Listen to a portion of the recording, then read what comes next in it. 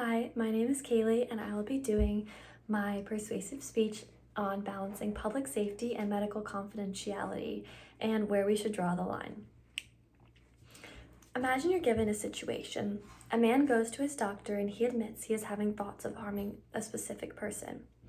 The medical professional is faced with this dilemma of respecting the patient's confidentiality and to warn the potential victim and the police.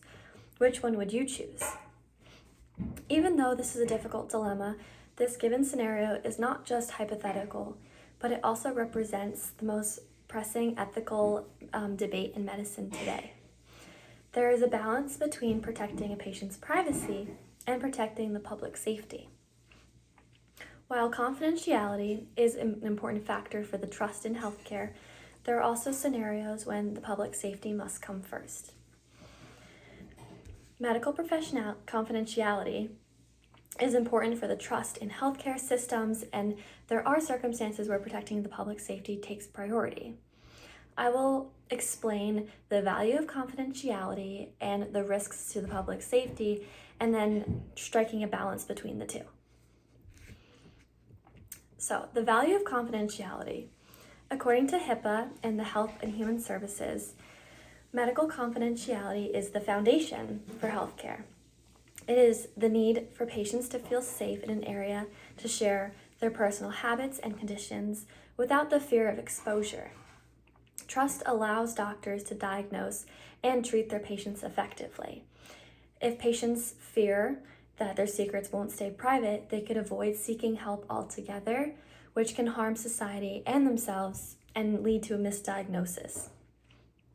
Laws such as HIPAA, which is the Health Insurance Portability and Accountability Act, are what exist to protect dignity and to encourage honesty between patients and their providers. So, the risks to public safety. According to the National Library of Medicine, what can happen when protecting one person's privacy which endangers others? We have examples such as contagious diseases like tuberculosis and COVID-19, which we all know very well, where a patient refuses for treatment or refuses to isolate. This can not only affect themselves, but it also puts their communities at risk as well. The same can apply for mental health issues.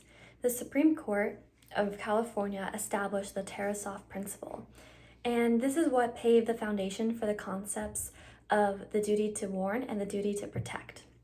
This was established in 1974 by the University of California. It was later replaced to just the duty to protect in 1976. This case was based off of a case with Mrs. Tarasoff. This began in 1968 at the University of California, Berkeley, where Mr. Potter had met Mrs. Tarasoff. Mr. Potter had developed a liking for Mrs. Tarasoff, although she did not reciprocate the same feelings. Mr. Potter began seeing a counselor at his school when he admitted that he intended to kill Mrs. Tarasoff. Due to the lack of action taken, Mrs. Tarasoff was killed because the therapist had remained silent and did not warn her that she was in danger. Public safety can demand that medical professionals must act, even if that does consider breaking confidentiality. Now we have striking the balance with limited exceptions. According to Human Health Services, confidentiality should remain the very first rule with providers. This is not an exception. However, there must be a very narrow and well-defined circumstance where the public safety can take precedence. Already existing in the forms of mandatory reporting of infectious diseases and mandatory reporting of child abuse or imminent threats of violence. These exceptions do not destroy the trust between patients and medical providers, but they also preserve by making it clear that confidentiality is very strong between patients and providers, but it's not an absolute when there's other lives on the line.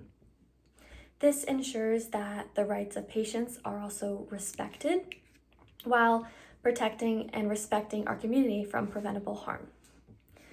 Now, a counterargument that some may make is that any breach of confidentiality could break the trust between providers and and patience. This could lead people to withhold critical information.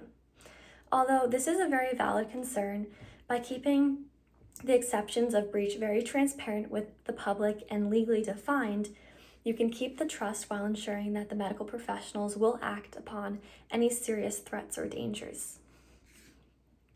So, medical confidentiality is not just a legal duty, but is a moral duty and for public safety and equally as moral. Although, with given circumstances, it can take priority. When the healthcare system is ignorant to threats that could affect public safety or the community they are designed to protect, while facing a dilemma, you must ask yourself, is privacy more important than life? Is there a way to protect both? By establishing a balance, you can protect the lives, which protects the trust in the long run. Thank you.